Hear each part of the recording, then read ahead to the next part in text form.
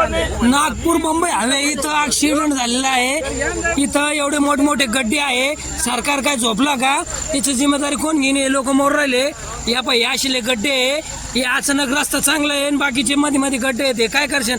हे रिक्षाचा अपघात झाला इथं लोक इथं रिक्षा गड्ड्यात आदलून इकडे गेली। हे लोक इथं आहे गड्ड्यात आदळली ना गाडी तुमची हा हे पाय इथं उभी इथं हे बाबा उभे आहे। हे सरकार का झोपला का? आमदार खासदार काय करू राहिले? हे रस्त्याचे गड्डे पुसू शकत नाही। नागपूर मुंबई हवे भागापाशी मोठमोठे गड्डे झाले।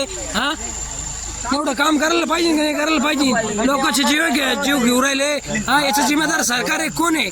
हा इकडे गाडी गेली त्यांची हा, त्यांनी हे करायला नाही पाहिजे का? एवढं गड्डे बिड्डे बुजायला नाही पाहिजे का?